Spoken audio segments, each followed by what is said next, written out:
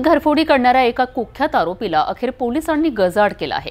गिट्टी खदान पोलिसांना मिळालेल्या माहितीनुसार कारवाई करत आरोपीला अटक करण्यात आली आहे। या आरोपींकडून चोरी केलेला मुद्देमाल देखील हस्तगत करण्यात आला आहे।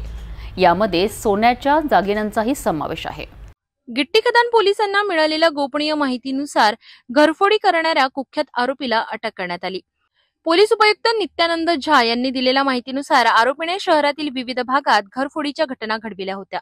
मिळालेल्या माहितीनंतर पोलिसांनी आरोपीचा शोध घेत सापळा रचला आणि त्याला अटक करण्यात यश मिळविलं। या आरोपीकडून चोरी केलेला सर्व मुद्देमाल जप्त करण्यात आलाय, ज्यामध्ये सोन्याचे दागिने आणि इतर मौल्यवान वस्तूंचा समावेश आहे।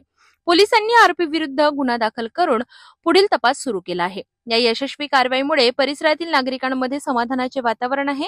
गुन्हेगारीवर नियंत्रण ठेवण्यासाठी पोलिसांची ही कारवाई अत्यंत कौतुकास्पद ठरली आहे।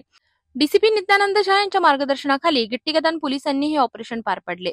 आरोपीकडून आणखी कोणत्या घटनांमध्ये सहभाग आहे का याचा तपास सुरू आहे। गिट्टी खदान पोलीस स्टेशनमध्ये 1 तारखेला एक गुन्हा दाखल झालेले होते हाऊस ब्रेकिंगचे, आणि त्यामध्ये 8,85,000चे मुद्देमाल चोरी करून नेले होते।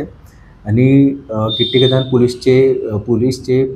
पोलीस इंचार्ज आणि DB टीमचे पथक यांनी 2 दिवसात या गुन्हा डिटेक्ट केलेली आहे आणि 95% रिकव्हरी झालेली आहे। त्याचे टोटल एकूण अमाऊंट आहे 8,35,000, ज्यामध्ये 10 तोला सोनं आणि 1.5 लाख कॅश पण आहे।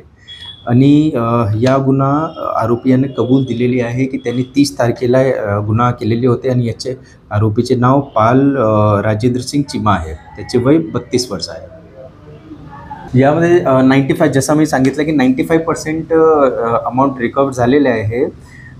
10 तोला सोनं आणि 1.5 लाख कॅश ऑलरेडी रिकवर झालेली आहे।